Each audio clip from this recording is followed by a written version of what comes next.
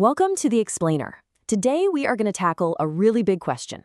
How does something like Stoicism, an ancient philosophy, fit in with modern religious faith? Let's break down a really powerful way to think about their relationship, and this is important.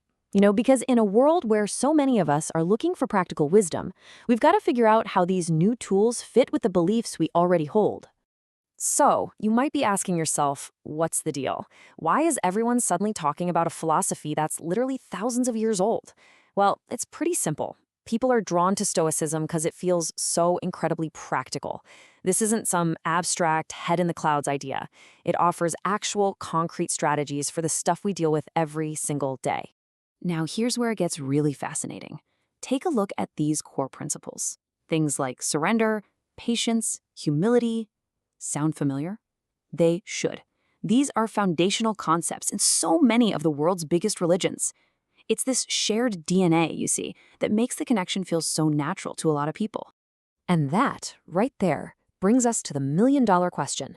If you're a person of faith, is Stoicism a helpful tool to add to your toolbox?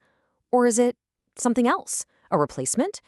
How do you take all that practical wisdom from philosophy without, losing the foundation of your faith?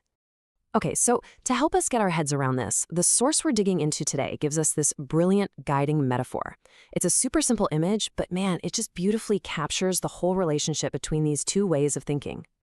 And there it is. This one line just nails the core idea. Notice the distinction, right? One is a whole space, the garden, and the other is a specific tool you carry with you inside that space. The lamp is not the garden.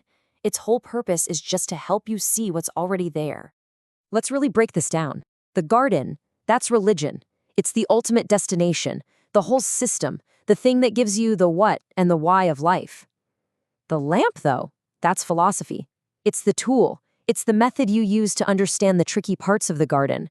It gives you the how.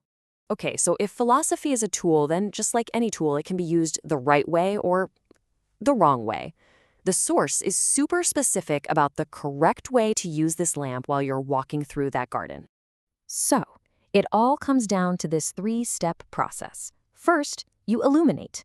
Maybe there's some part of your faith that's always been a bit fuzzy. Philosophy can shine a light on it from a new angle. Then, you navigate. You use that new light to find your way on the paths that are already in your faith. You're not trying to blaze new trails. And finally, and this is the big one, you return. The point is not to hang out with the lamp. The point is to use its light to go even deeper into the garden of faith itself. But you knew there was a but coming, didn't you? Along with this correct path, there is a huge warning about a really common and dangerous mistake. It's a pitfall that can lead someone completely off course. And here's the danger. You become so fascinated with the lamp, the tool itself, that you forget what it's for. You start studying the lamp, admiring its craftsmanship, polishing the brass, and eventually you totally forget you were supposed to be exploring this amazing garden in the first place. This quote from the source just gets right to the heart of it. That's the mistake.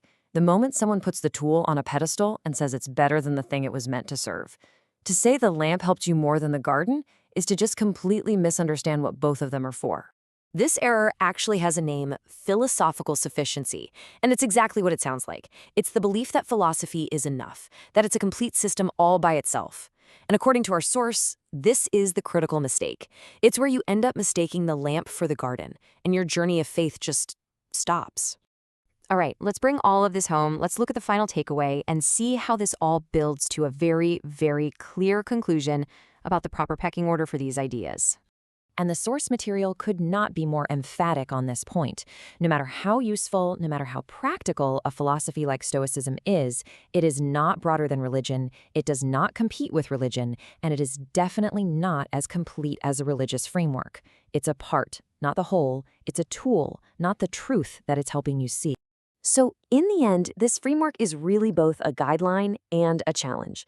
It recognizes just how powerful these philosophical tools are, but it puts the responsibility squarely back on us to use them the right way.